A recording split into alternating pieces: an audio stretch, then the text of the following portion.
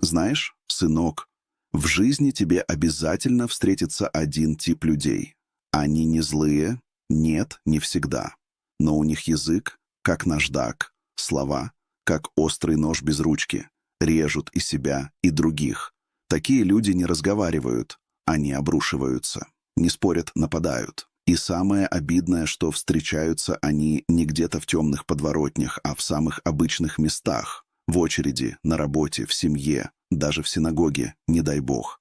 Ты идешь по своим делам, никого не трогаешь, а тут вдруг — бах! Кто-то тебе: «Что стоишь? Не видишь? Спешу!» Или «Ты что, не понимаешь с первого раза?» И вот ты уже чувствуешь, как внутри все закипает, сердце колотится, а язык сам готов выстрелить в ответ. Хочется сказать что-то острое, поставить его на место, чтоб знал: со мной так нельзя. Но знаешь, что в этот момент происходит? Ты попадаешь в ловушку. Потому что грубый человек, он как паук. Он плетет свою паутину из провокаций, раздражения и обид. И как только ты отвечаешь, ты уже в ней. А потом он уходит довольный, а ты остаешься в мыслях: зачем я это сказал? Почему я позволил себе втянуться? Я видел это десятки, сотни раз. Когда был моложе, я тоже думал: если кто-то хамит, нужно ответить. Жестко, быстро, умнее, острее. Но с годами я понял: победа в ссоре не приносит спокойствия. Ты можешь выиграть спор, но проиграть себе, потому что внутри останется тяжесть, осадок, будто ты съел что-то несвежее. Я помню, как мой дед, мудрый человек, говорил: если ты споришь с дураком, он утянет тебя на свой уровень, а потом победит опытом. Тогда я смеялся. А сейчас понимаю, это была не шутка, это было откровение. И вот, представь себе, однажды ко мне подошел человек.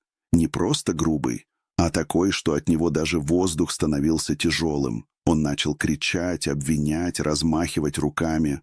А я стоял и молчал. Не потому что не знал, что сказать. О, сказать-то было что. Но потому что я знал, каждое слово, которое я произнесу, станет дровами в его костер. А если я промолчу, пламя само потухнет. И вот тогда, сынок, я увидел, как этот человек постепенно теряет силу. Он не знает, куда деть свой гнев, кому его бросить. И вдруг, впервые за разговор, он посмотрел на себя со стороны. Его лицо изменилось, глаза опустились. А потом он просто сказал: «Ладно, извините», и ушел. После этого я понял одну простую вещь. Иногда самый сильный удар — это тишина, не кулак, не остроумная фраза, не громкий голос, а спокойствие.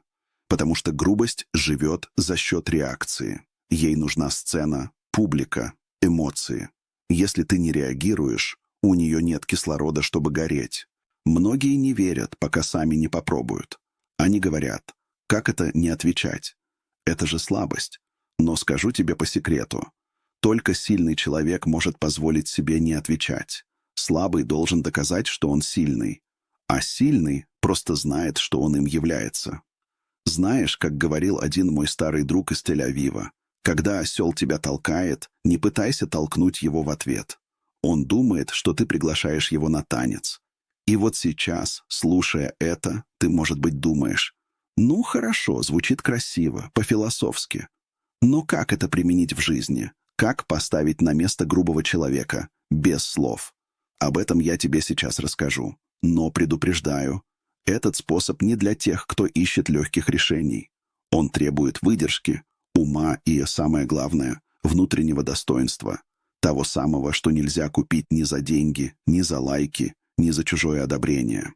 Так что оставайся до конца, сынок. Я расскажу тебе историю, которая изменила мое отношение к людям и к самому себе. Историю о том, как один грубый человек получил свой самый главный урок — от тишины. Когда я говорю о том, как поставить грубого человека на место без слов, многие улыбаются и думают: да что там, промолчи, и все скучно. Но поверь мне, сынок, это не просто молчание. Это стратегия, искусство, дисциплина, которую учат только жизнью, а не книгами. Позволь рассказать тебе одну историю. Было это много лет назад, когда я только начинал работать в офисе. Я тогда был моложе, горячее, думал, что весь мир — это шахматная доска, а я — игрок, который обязан выиграть каждую партию. И вот в один обычный день приходит ко мне коллега, высокий, грубый, с голосом, который можно услышать через 2 этажа. Он начал кричать из-за мелочи. «Почему отчет не готов вовремя? Ты что, вообще работаешь?» Я почувствовал, как кровь стынет в жилах. Хотелось ответить резкостью, сарказмом, словом острым, как бритва. Но что я сделал? Я просто молчал. Он продолжал кричать, меня подталкивал словами и жестами. И тогда я вспомнил слова своего деда. Сила человека не в том, чтобы давить на других, а в том, чтобы сохранять достоинство, когда тебя давят. Я стоял спокойно, как будто внутри меня была невидимая броня. В какой-то момент он начал путаться, его слова теряли остроту, голос дрожал, руки опустились. Он почувствовал пустоту там, где ожидал реакции.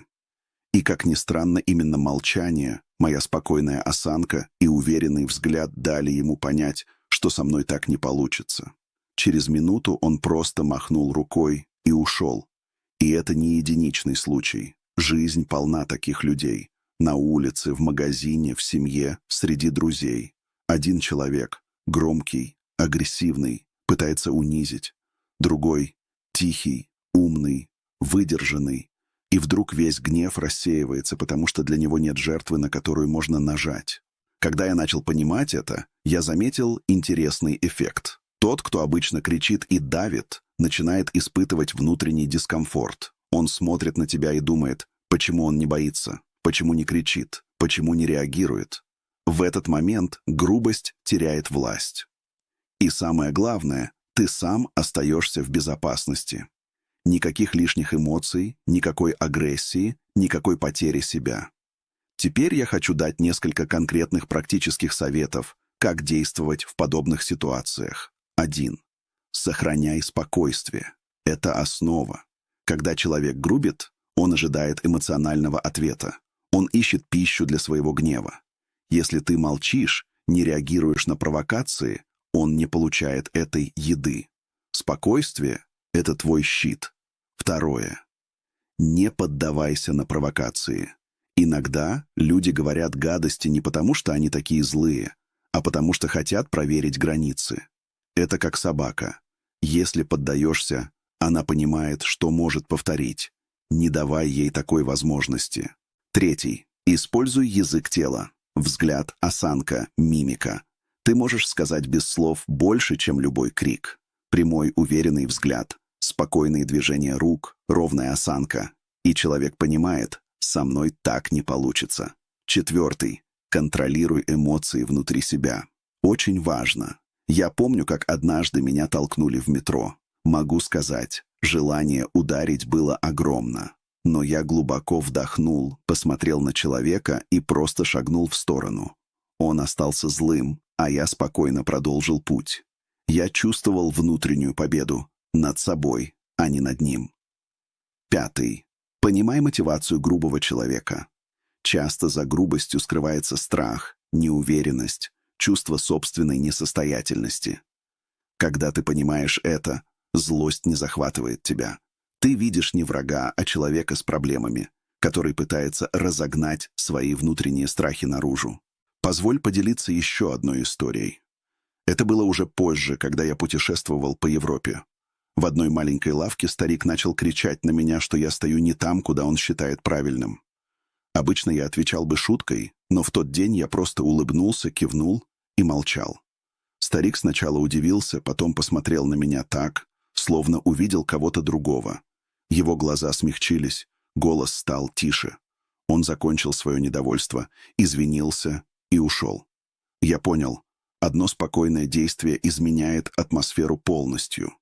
Если суммировать, сынок, урок очень простой. Молчание и спокойствие — самые мощные инструменты против грубости и хамства. И это не пассивность, а активная стратегия. Не нужно кричать, оскорблять или пытаться доказать, кто прав. Достаточно показать, что твой внутренний мир недоступен для чужого гнева. И еще важная вещь. Это работает не только с грубыми людьми. Это работает и с конфликтами, и с ситуациями, когда ты сталкиваешься с несправедливостью. Мир полон шумных голосов, но настоящая сила — это умение слышать тишину и действовать из нее. Помни, сынок, что это требует практики. Не получится с первого раза. Иногда человек будет пытаться повторно, проверять тебя. Но если ты сохраняешь спокойствие, сохраняешь достоинство и не позволяешь чужому хамству властвовать над твоими эмоциями, ты выигрываешь не в споре, а в жизни. И вот главный вывод. Грубость — это временная сила. Реальная сила — это контроль над собой. Грубость питается вниманием, эмоциями, реакцией. Лиши ее этого, и она исчезнет. Твоя сила в том, чтобы быть выше, спокойнее и мудрее. Когда я говорю о том, как ставить грубого человека на место без слов, многие думают, да легко сказать, но как это на практике? Позволь объяснить, сынок, на конкретных примерах. Это как учиться готовить традиционный борщ. Рецепт есть, но без практики ничего не выйдет. Представь ситуацию на работе. Ты получаешь электронное письмо от коллеги, который кричит тебе на всю команду, обвиняет во всех ошибках, использует резкие, даже обидные выражения. Первое желание — ответить в том же духе. Но вот что ты можешь сделать. Совет номер 1. Сохраняй спокойствие. Прямо сейчас закрой глаза на секунду и вдохни глубоко. Не реагируй на эмоции в письме. Подожди хотя бы несколько часов, прежде чем писать что-либо. Ты удивишься, насколько сильно меняется твоя реакция, если дать себе время. Например, однажды ко мне пришел похожий случай. Молодой коллега начал кричать на меня из-за ошибки в отчете. Я почувствовал злость, но сразу вспомнил дедовские слова. «Сначала вдохни, потом думай». Я просто ответил спокойно и четко, без эмоций. «Спасибо за замечание, исправлю к вечеру». Этого хватило, чтобы гнев человека начал ослабевать, а атмосфера в команде осталась спокойной. Совет номер 2. Не поддавайся на провокации. Люди часто пытаются проверить, где твои границы. Например, в супермаркете кто-то толкает тебя в очереди, пытаясь пройти вперед. Можно ответить оскорблением, а можно просто остановиться, сделать шаг в сторону и мягко улыбнуться. Поверь мне, улыбка работает магически. Человек, ожидавший реакции, теряет уверенность, и его агрессия рассеивается сама собой. Я видел это множество раз. Один раз в старой книжной лавке меня толкнул мужчина, пытаясь пробраться вперед. Я просто улыбнулся, сказал «Извините, пожалуйста», и отступил. Он сперва удивился, потом сказал «Спасибо» и ушел. Он хотел ссору, а получил урок. Молчание и доброжелательность сильнее крика. Совет номер 3. Используй язык тела. Язык тела часто говорит громче слов. Прямая спина, уверенный взгляд, расслабленные руки, спокойная походка — все это сигнал грубому человеку. Со мной так не получится. Например, когда ко мне подошел агрессивный клиент в магазине, его тон был резким, попытки запугать очевидны. Я не кричал, не спорил. Я просто встал прямо, встретил взгляд и сказал спокойно: «Я понимаю, что вы расстроены. Давайте разберемся». Он сразу сбавил тон. Я мог бы ответить резкостью, но это бы только усилило конфликт. Язык тела и спокойная речь сделали свое дело. Совет номер 4. Контролируй эмоции внутри себя. Эмоции — это топливо грубости. Если ты позволяешь им захватить себя, ты проигрываешь. Я помню случай в метро. Мужчина толкнул меня, хотел спровоцировать ссору. Раньше я, возможно, ответил бы, но я глубоко вдохнул, посмотрел ему прямо в глаза, кивнул и спокойно сделал шаг в сторону. Он остался злым, но конфликт не произошел. А я почувствовал внутреннюю победу. Я выиграл контроль над собой. Совет номер 5. Понимай мотивацию грубого человека. Очень часто за агрессией скрывается страх, неуверенность или чувство собственной несостоятельности. Например, у меня был сосед, который постоянно кричал на детей во дворе. Когда я подошел к нему не чтобы спорить, а просто с уважением поговорить, выяснилось, что у него проблемы дома, стрессы на работе, а крики во дворе — способ выпустить напряжение. Я понял, злость была не на меня, а на жизнь. Осознание этого помогло мне не принимать все близко к сердцу и сохранять спокойствие. Применение на работе и в семье. На работе грубость часто проявляется через критику, резкие замечания или сарказм. Ты можешь использовать вышеописанные методы, сохранять спокойствие, контролировать эмоции, корректно отвечать, использовать язык тела. Например, вместо того, чтобы сразу спорить, скажи: «Я понимаю ваше замечание. Спасибо за обратную связь. Я уточню детали». Ты не проигрываешь, но показываешь, что не позволишь грубости управлять собой. В семье ситуация немного сложнее, ведь эмоции сильнее, а личные связи глубже. Представь ссору с родственником, который груб или раздражен. Можно молча слушать, контролировать дыхание, не реагировать эмоционально, а после паузы спокойно объяснить свое мнение. Например, один раз мой племянник начал спорить с моим братом, повышая голос. Я просто смотрел, ничего не вмешиваясь. Через пару минут он сам понял, что его эмоции чрезмерны, и сказал: «Ладно, не будем». Молчание и терпение помогли предотвратить конфликт. Применение в публичных местах. В транспорте, магазинах, на улице грубость часто проявляется мгновенно. Здесь важно: не ввязывайся, не поддавайся на провокацию, сохрани контроль. Я видел, как люди начинают кричать на кассира в магазине.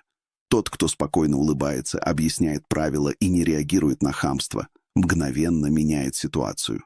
Человек ожидает сцены, но получает спокойствие. Регулярная практика.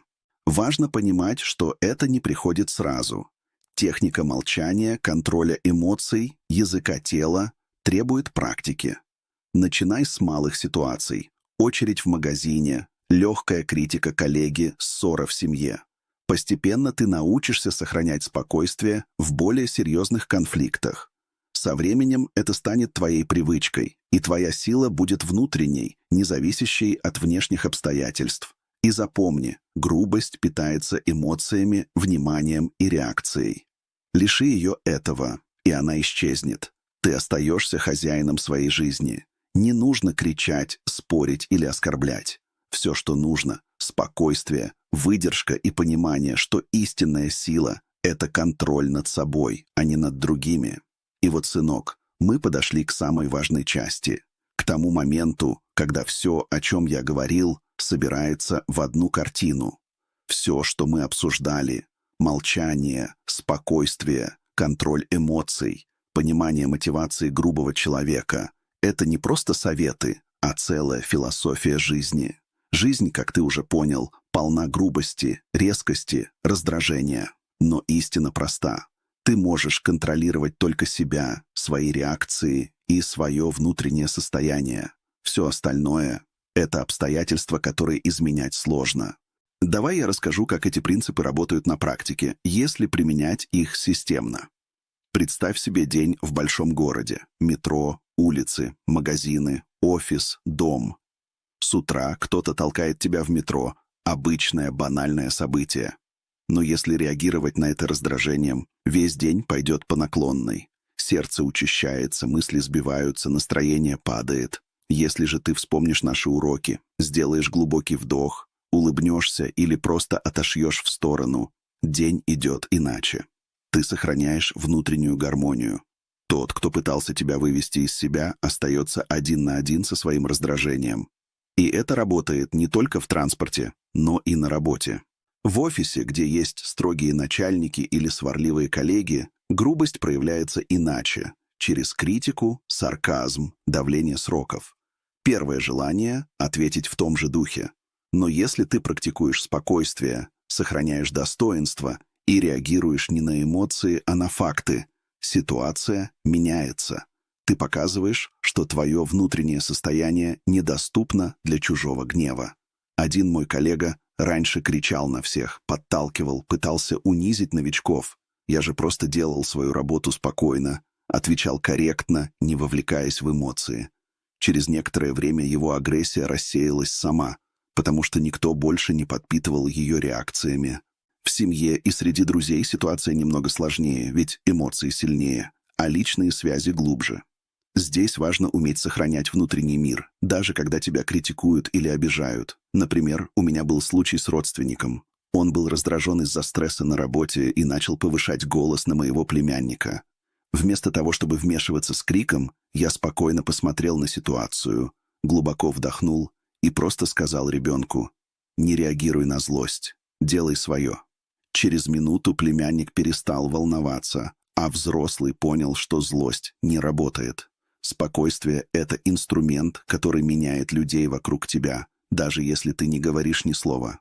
Еще один практический пример из жизни. Старший покупатель в магазине начал кричать на кассира из-за цены на товар. Он ожидал сцены, провокации, реакции. Я просто наблюдал, улыбайся, спокойно помог кассиру разъяснить ситуацию. Человек сначала удивился, потом успокоился. И все потому, что мы не дали эмоциям питаться. Именно так работает стратегия молчания плюс спокойствие плюс контроль эмоций. Слушай, сынок, я хочу, чтобы ты понял одну важную вещь. Эта стратегия не для слабых. Она требует дисциплины, силы воли, терпения и практики. Тебе придется учиться не реагировать на провокации, когда внутри все кипит. Иногда будет очень сложно. Грубость ударяет по самым чувствительным местам, по твоей гордости, по самоуважению. Но помни, настоящая сила не в том, чтобы кричать громче, а в том, чтобы быть выше, спокойнее, мудрее. И вот еще один секрет. Со временем, когда ты практикуешь эти принципы каждый день, ты начинаешь замечать интересный эффект. Грубые люди сами начинают менять свое поведение вокруг тебя. Почему? Потому что твоя внутренняя сила, спокойствие и уверенность создают вокруг тебя ауру, которой нельзя манипулировать. И самое приятное, ты больше не теряешь энергии на пустые конфликты. Твоя жизнь становится чище, яснее, спокойнее. Теперь давай поговорим о ежедневной практике. Чтобы это реально работало, нужно внедрять принципы постепенно. Начни с малых вещей. В очереди, в транспорте, с соседями, коллегами. Обрати внимание на язык тела, дыхание, паузы перед ответом. Заметь, как изменяется реакция других людей, когда ты не реагируешь на агрессию. Потом переходи к более сложным ситуациям. Работа, друзья, семья. Практикуй терпение, наблюдение и понимание мотивов других людей. И постепенно это станет частью твоей личности. Также важно развивать самосознание. Часто мы реагируем на грубость автоматически, не осознавая, что внутри нас задето. Практикуй паузы, наблюдай за своими эмоциями, анализируй ситуацию. Когда ты понимаешь свои триггеры, ты получаешь контроль. И это ключ к мастерству. Грубость больше не управляет твоей жизнью. Помни, сынок, грубость — временная сила, она питается реакциями. Тишина, спокойствие, внутреннее достоинство — вечная сила. Ее нельзя купить, украсть или навязать. Она рождается внутри. И когда ты владеешь этой силой, ты начинаешь видеть мир иначе. Люди, которые раньше раздражали тебя, становятся просто частью фона. Ты сохраняешь энергию для важных дел, для семьи, для себя. И в заключение хочу сказать, если тебе близка такая философия, если тебе интересно учиться жить мудро, оставаться сильным без агрессии и справляться с грубостью без криков, подписывайся на канал. Здесь мы будем разбирать реальные ситуации, делиться опытом, учиться управлять собой и жизнью. Каждый следующий урок будет практическим, честным, без пафоса и с настоящей мудростью. Ты увидишь, сынок, как маленькие шаги, глубокий вдох, улыбка, молчание, контроль эмоций превращаются в настоящую силу, меняющую жизнь. И помни, твоя сила в тебе самом. Сохрани ее, развивай, и грубость никогда не сможет управлять тобой. Шалом, сынок. Жизнь дается не для того, чтобы кричать, а чтобы быть мудрым, сильным и спокойным. И если ты готов идти этой дорогой, оставайся с нами. Мы вместе научимся жить с достоинством и силой, которую не разрушит никакая грубость. Привычки, которые делают миллионеров миллионеры, не ищут мотивацию. Они работают по системе. Каждый день одно и то же. Учет, контроль, анализ, движение. Они не гадают, они считают. Успех — это не взрыв. Это рутина, доведенная до автоматизма. Если хочешь первый миллион, начни с ежедневной дисциплины. Остальное придет само. Все любят слово «честность». Оно звучит благородно, красиво, внушает доверие. Но знаешь, что самое ироничное? На рынке выживает не тот, кто честен, а тот, кто умно управляет правдой. Ты можешь быть добрым, открытым, искренним, и тебя все равно вытрут в пыль те, кто знает, когда говорить, а когда молчать. Ты можешь рассказывать все клиентам как есть, и при этом обанкротиться, потому что честность без стратегии – это не достоинство, это пробоина в борту корабля. Мир бизнеса – это не исповедь, это игра интересов, цифр, слов и восприятия. И тот, кто не умеет фильтровать правду, всегда становится жертвой. Не потому, что он плохой, а потому что в бизнесе правду нужно уметь держать под контролем. Слабые думают: если я буду честным, меня полюбят. А сильные знают: если я буду предсказуемым, меня используют. Слабый открывает карты, богатый задает правила. Честность – это как яд и лекарство. Все зависит от дозы. Немного вызывает доверие. Слишком много убивает. Слабый бизнес гибнет не от недостатка клиентов, а от того, что слишком честен не с теми и не тогда. Он говорит все, что думает, всем, кто слушает. А рынок слушает не для того, чтобы понять, а чтобы использовать. В мире, где каждый охотится за вниманием, честность без ума – это саморазоблачение. Ты открываешь все свои слабые места, все свои сомнения, все свои планы. А конкурент улыбается, потому что ты только что отдал ему оружие против себя. Пойми, в бизнесе честность должна быть выверенной, как формула. Она должна вызывать доверие, но не раскрывать структуру. Она должна создавать образ, но не выдавать уязвимость. Она должна быть инструментом, а не исповедью. Так действуют сильные, а слабые путают честность с наивностью. Они думают, что правда сама защитит их. Но правда не щит. Это нож, который в неумелых руках режет хозяина. Хочешь быть честным? Будь.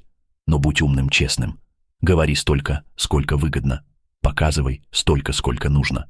Потому что в бизнесе выигрывает не тот, кто сильнее, а тот, кто умнее, кто честнее, а тот, кто точнее управляет доверием. Как искренность превращается в уязвимость, психология слабого предпринимателя. Если хочешь понять, почему большинство мелких бизнесов тонут, не дожив даже до первого крупного оборота, посмотри не на их продукт, а на их откровенность. В каждом втором случае владелец слишком честен. Он слишком открыт, слишком прям, слишком наивен. Он верит, что рынок – это честное место, где доброе слово ценится выше выгоды. А рынок – это хищник, который ест таких с улыбкой. Проблема слабого предпринимателя в том, что он путает честность с прозрачностью. Он думает, что если он все расскажет клиенту, если будет настоящим и открытым, это создаст доверие. Но клиенту не нужна правда, клиенту нужна уверенность. Ему не важно, что ты чувствуешь, что тебе трудно, что ты стараешься. Ему важно, чтобы ты выглядел сильным, надежным, компетентным. И когда ты начинаешь быть честным о своих трудностях, ты перестаешь быть надежным в его глазах. Слабый предприниматель сливает все. Предприниматель. Он рассказывает, что у него проблемы с поставкой, что подрядчик подвел, что прибыли пока нет, что клиенты не платят. Он думает, что это вызывает уважение. На деле это просто демонстрация уязвимости. Клиент не хочет быть рядом с тем, кто не контролирует ситуацию. Он хочет чувствовать уверенность. И как только ты начинаешь оправдываться, ты проиграл. Миллионеры действуют иначе. Они могут быть честными, но контролируемо честными. Они знают, что правда без контекста – это слабость. Поэтому они говорят не о проблемах, а о решениях. Не о неудачах, а о выводах. Не о страхах, а о возможностях. Вот разница между искренностью и силой. Слабый бизнес строится на эмоции. Хозяин постоянно говорит о себе: «Мы честные, мы открытые, мы никого не обманываем». Но за этой фразой часто скрывается страх. Страх быть обвиненным, страх потерять доверие, страх быть отвергнутым. И этот страх чувствует все вокруг. А страх – это запах крови для рынка. Бизнес, основанный на постоянной оправданности, не живет долго. Потому что оправдывающийся человек – это не лидер. Он не ведет, он объясняется. А рынок слушает только тех, кто говорит уверенно, кто утверждает, а не оправдывается, кто формирует восприятие, а не ждет, когда его одобрят. Слабые предприниматели раскрывают карты слишком рано. Они честно делятся планами, идеями, стратегиями. Они рассказывают, что собираются сделать, с кем работать, как продвигаться. И их слушают, конкуренты, партнеры, инвесторы, а потом реализуют то, что услышали, только быстрее и умнее. И тот, кто был честен, остается у разбитого корыта. Честность без границ – это саморазрушение. Она разрушает бизнес изнутри, потому что ты не просто показываешь правду, ты показываешь слабые места, которые другой может использовать против тебя. Еврейская поговорка гласит: «Если хочешь быть честным, будь мудрым», потому что без ума честность превращается в уязвимость. Ты не обязан врать, но ты обязан думать, кому и зачем ты говоришь правду. Слабый предприниматель ведет себя как ребенок, который хочет, чтобы его похвалили. Он ищет признания, он рассказывает все подряд, чтобы доказать, что он свой, что он не мошенник. Но бизнес – это не дружба. Тебя не оценивают по искренности, тебя оценивают по результату. Клиент не хочет знать, что ты устал. Партнер не хочет слышать, что тебе трудно. Рынок не будет ждать, пока ты оправишься. Если ты не держишь удар, тебя заменят. А если ты рассказываешь, что не держишь удар, заменят быстрее. Богатые это понимают. Поэтому они никогда не говорят о слабостях в момент кризиса. Они молчат, пока действуют, и только когда победили, они рассказывают, как было трудно, потому что победитель имеет право на честность, а проигравший – только на оправдание. Слабый предприниматель верит, что честность очищает, но бизнес – не религия. Он не про покаяние, он про стратегию. И если твоя честность разрушает твой имидж, она не делает тебя моральным, она делает тебя беззащитным. Запомни, никто не обязан знать всю твою правду. Ни клиент, ни партнер, ни инвестор. Каждый получает ровно ту правду, которая выгодна тебе. Это не ложь, это управление восприятием. Когда слабый бизнес рассказывает все как есть, он как боксер, который выходит на ринг и кричит: «У меня травма плеча, бейте туда». И рынок не прощает таких ошибок. Сильный не скрывает, но и не подставляется. Он знает, что честность – это не открытые двери, а грамотно выстроенные стены из прозрачного стекла. Ты видишь все, но только то, что я хочу тебе показать. Слабые гибнут не потому, что нечестные выживают, а потому что честные не умеют защищаться. Они верят, что их доброта обезоружит хищников. А хищники просто улыбаются и съедают их первыми. Если хочешь выжить, перестань быть наивным. Будь честным, но стратегично. Не показывай слабость, пока не укрепишь силу. Не делись планами, пока не реализуешь идею. Не объясняйся, пока результат не на столе. В бизнесе честность без расчета – это роскошь, которую могут позволить себе только сильные. Но чтобы стать сильным, нужно научиться держать правду под контролем. Потому что тот, кто говорит все, теряет власть. А тот, кто знает, что говорить, когда и кому, становится хозяином игры. Почему богатые выбирают не честность, а прозрачную тактику, разница между прямотой и стратегическим молчанием. В мире денег молчание часто говорит громче слов, богатые это знают. Поэтому, когда бедный хвастается своей честностью и рассказывает всем, как у него дела, богатый улыбается и слушает. Он не скрывает правду, он дозирует ее. Он не врет, он управляет информацией. Он не строит иллюзий, он выстраивает восприятие. В бизнесе не существует абсолютной честности. Есть стратегия коммуникации. Бедный думает: я скажу все как есть, пусть оценят мою искренность. Богатый думает: я покажу ровно столько, сколько нужно, чтобы создать нужное впечатление. Бедный стремится к признанию, богатый – к контролю. Потому что признание дает удовлетворение, а контроль – власть. Прямота – это не всегда добродетель. В бизнесе она часто превращается в слабость, потому что прямота – это отсутствие фильтра. А когда у тебя нет фильтра, ты теряешь контроль над информацией. А потеря контроля над информацией – это потеря власти. Миллионеры понимают, правду нельзя выкрикивать, ее нужно выстраивать. Ты можешь быть честным, но в нужное время, с нужным человеком и в нужном формате. Потому что не вся правда полезна. Иногда правда разрушает доверие быстрее, чем ложь. Вот простой пример. Ты ведешь переговоры, и партнер спрашивает: «У вас стабильная прибыль?» Бедный говорит: «Ну, не всегда, бывают трудные месяцы». И в этот момент он теряет контракт. Богатый отвечает: «Мы стабильно растем, хотя рынок, конечно, дает вызовы, которые мы уже учли в модели. Результат, уверенность, контроль, авторитет, никакой лжи». Просто формулировка, которая усиливает, а не ослабляет. Вот почему богатые редко объясняются. Они не оправдываются, не вдаются в детали, потому что детали убивают влияние. Когда ты слишком много рассказываешь, ты теряешь загадку, теряешь глубину, теряешь образ силы. А сила — это не информация, это ощущение. Стратегическое молчание — одно из самых дорогих качеств. Это не скрытность, это контроль над контекстом. Когда богатый молчит, он заставляет других говорить. А когда говорят другие, он узнает все, что ему нужно, не выдавая ничего о себе. Пойми одну простую вещь. Молчание — это тоже форма коммуникации. И в бизнесе она часто мощнее, чем слова. Когда ты молчишь, ты не оставляешь пространства для ошибок, ты не даешь врагу информацию. Ты сохраняешь интригу, а интрига — это сила, потому что она заставляет других гадать, что у тебя в рукаве. Миллионеры управляют вниманием, как режиссеры. Они показывают сцену, но не закулисье. Они создают прозрачность, но только внешнюю. Ты видишь, как все устроено, но не знаешь, как это работает изнутри.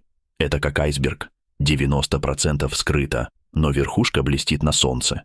Бедные думают, что прозрачность — это рассказывать все. Богатые знают, что прозрачность — это создавать видимость открытости, при этом контролируя поток информации. Ты можешь показать цифры, но не стратегию. Ты можешь рассказать о процессе, но не о механизме. Ты можешь быть честным, не раскрывая структуру власти. Это и есть искусство коммуникации сильных. Почему богатые не выкладывают все на стол? Потому что рынок — это поле восприятия. Тот, кто формирует восприятие, контролирует поведение. Если ты сказал слишком много, ты теряешь рычаг. Если ты сказал ровно столько, чтобы у людей появились догадки, ты управляешь их интересом. Ты создаешь туман, в котором видишь все сам, а другие видят только то, что ты им показываешь. Богатые не стремятся быть понятыми всеми. Их задача — быть непонятными большинству, но убедительными для нужных людей. Слишком простая правда не вдохновляет, а дозированная вызывает уважение и притяжение. Возьми пример с Баффета. Он не скрывает свои принципы, но никто до конца не понимает его формулы. Он говорит достаточно, чтобы вдохновить, но недостаточно, чтобы скопировать. Вот что значит стратегическая честность. Слабые предприниматели часто выкладывают все на публику. Отчеты, цифры, эмоции, проблемы. Они думают, что открытость вызывает доверие. Но доверие не рождается из правды. Доверие рождается из уверенности. А уверенность — это продукт управления впечатлением. Посмотри на самых влиятельных лидеров. Они редко дают прямые ответы. Они не скрывают, но и не раскрываются полностью. Они говорят в метафорах, в намеках, в фразах, где правда звучит между строк. Потому что когда человек сам достраивает смысл, он чувствует, что понял. А когда он чувствует, что понял, он начинает доверять. Вот почему богатые выбирают тактику прозрачности, а не честности. Честность говорит: «Вот я весь». Прозрачность говорит: «Ты можешь видеть то, что я тебе показываю». И в этом вся разница между наивным и умным. Богатые знают, если ты контролируешь, как тебя видят, ты контролируешь результат. Если ты контролируешь, сколько знают о тебе, ты защищен. Если ты контролируешь, что люди думают о тебе, ты непобедим. Поэтому сильные говорят меньше, но каждое слово у них работает как капитал. Они строят репутацию, но не выставляют внутренности. Они создают доверие, но не через исповедь, а через уверенность. Бизнес — это не суд, где нужно оправдываться. Это театр, где нужно играть роль убедительно. И чем умнее роль, тем дольше аплодируют. Так что не путай честность с глупостью, не путай открытость с уязвимостью. Будь прямым, но не наивным.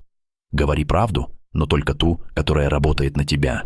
И когда ты научишься говорить меньше, но значить больше, ты поймешь, почему богатые не говорят. Они действуют. Как использовать честность как инструмент силы, а не саморазрушения? Честность — это не оружие слабых, это оружие умных. Просто большинство используют ее не как меч, а как петлю. Они думают, что быть честным значит все выкладывать, не думая о последствиях. Но в бизнесе честность должна работать на стратегию. Не на эмоции, не на самоуважение, не на публику, а на результат. Все зависит от того, кому, когда и зачем ты говоришь правду. Если ты выдаешь информацию, не просчитав эффект, ты нечестен, ты безрассуден. Но если ты используешь правду, чтобы укрепить доверие, усилить позицию или нейтрализовать подозрения, ты стратег. Посмотри, как действуют миллионеры. Они честны, но дозированно.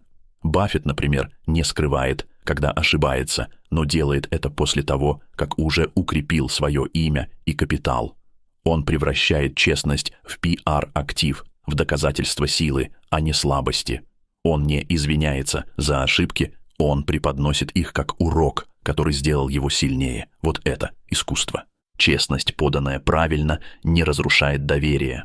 Она создает ауру подлинности. Люди чувствуют разницу между слабой правдой «у нас все плохо» и сильной правдой «да, было сложно, но мы все исправили». Первая вызывает жалость, вторая — уважение. Настоящая честность — это не исповедь, а контролируемое признание, поданное в нужный момент. Когда ты говоришь правду после того, как победил, она вдохновляет.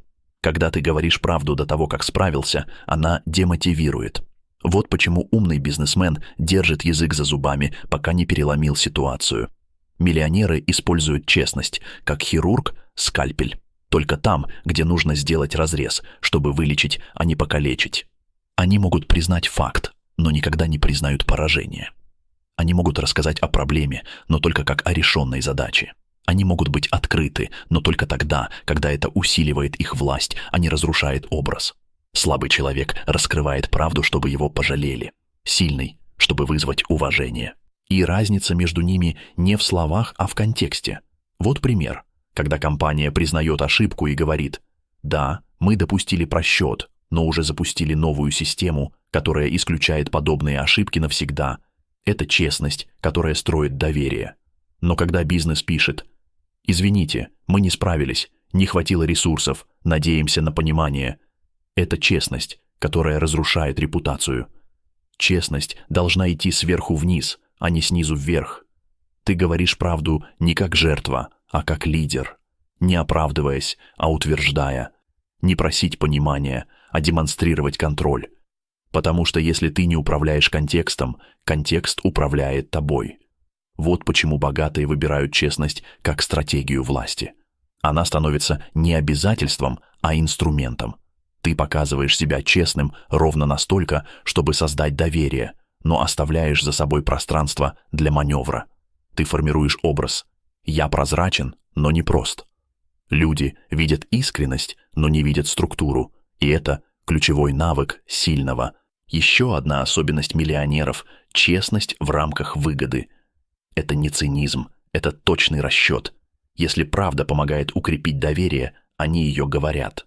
Если она ослабляет позицию, они молчат. И не считают это ложью, потому что в бизнесе ложь — это не то, что ты не сказал, а то, что ты сказал против своих интересов. Умный предприниматель использует честность для управления вниманием. Он знает, откровение вызывает интерес, а интерес — это внимание, а внимание — это капитал. Поэтому он может рассказать что-то искренне, чтобы люди поверили в его открытость, и на этом построить имидж, который потом приносит прибыль. Посмотри на крупных лидеров. Они умеют говорить трудные правды с холодной головой. Они не оправдываются, не драматизируют, не паникуют. Они преподносят правду как часть мастер-плана. И это заставляет людей думать: если он так спокойно говорит об этом, значит, он все контролирует. Понимаешь, в чем парадокс? Честность работает только тогда, когда выглядит управляемой. Если она неконтролируемая, это не сила, а хаос. Если ты вываливаешь все подряд, ты теряешь уважение. Если ты выдаешь информацию под точным углом, ты приобретаешь власть. Вот почему миллионеры не скрывают свои ошибки, но делают это после победы. Вот почему они признают неудачи, но в такой форме, что это выглядит как их личный выбор. Вот почему они могут сказать правду, но сказать ее так, что даже поражение звучит как стратегия. Честность должна быть психологическим оружием, а не актом слабости. Если ты признаешь что-то, делай это с уверенностью, так, будто это шаг в твоем плане, а не вынужденная мера. Если ты делишься правдой, превращай ее в историю, в урок, в ценность, в пример лидерства. Не дай правде тебя обнажить, заставь ее работать на твою легенду. Настоящий мастер коммуникации никогда не врет. Он просто знает, когда говорить, что сказать и где замолчать. Он использует честность как зеркало. Оно отражает, но не раскрывает. Так поступают сильные. Потому что сила — это не в том, чтобы быть абсолютно честным. Сила в том, чтобы владеть правдой как инструментом. Честность — это власть, если ты управляешь ею. И слабость, если она управляет тобой. Бизнес умирает не от недостатка честности, а от ее неправильного применения. Проблема не в самой правде, а в том, кто и как ей распоряжается. Честность без стратегии — это детская наивность, а честность с логикой — это высшая форма силы. Посмотри на тех, кто выжил на рынке, где рушились гиганты. Они не прятались за фальшивыми лозунгами, они не лгали, они просто понимали, что правда должна работать, а не рушить. Честность — это не акт искренности, а инструмент управления доверием. Слабые пытаются доказать, что они хорошие. Сильные доказывают, что они надежные. А это две разные вселенные. Быть хорошим — значит говорить все, что чувствуешь. Быть надежным — значит контролировать, что и когда ты говоришь. Первое вызывает сочувствие, второе вызывает уважение. Именно поэтому богатые не исповедуются. Они выстраивают легенду. Они умеют быть честными, не открываясь. Они умеют говорить правду, не теряя власть. Они умеют быть прозрачными, оставаясь непредсказуемыми. Это и есть сила, которая делает бизнес неубиваемым. Бедные думают, что правда спасет их от проблем. Но правда не спасает. Правда нуждается в владельце. Только тот, кто умеет управлять ею, может использовать ее как броню. Поэтому слабый бизнес умирает от честности. Он говорит слишком много, слишком рано, слишком эмоционально. Он раскрывает свои страхи, сомнения, слабые стороны. И тем самым приглашает рынок ударить именно туда. А сильный бизнес делает наоборот. Он говорит меньше, но глубже. Он признает только то, что усиливает его образ. Он использует честность не для оправдания, а для закрепления авторитета. В мире, где каждый хочет доказать, что он настоящий, побеждает тот, кто контролирует реальность. Честность — это не правдивость, это грамотная подача правды. И если ты подаешь ее с умом, ты превращаешь слабость в доверие, а доверие — в деньги. Бизнес живет не на чистоте души, а на чистоте логики. И если твоя логика выстроена, твоя честность не убьет тебя, она защитит, возвысит и сделает неприкасаемым. Так мыслят те, кто построил империю. Так действуют те, кто не теряет даже во время шторма. Так живут те, кто понимает простую истину. В бизнесе важно не говорить правду, а управлять ее силой.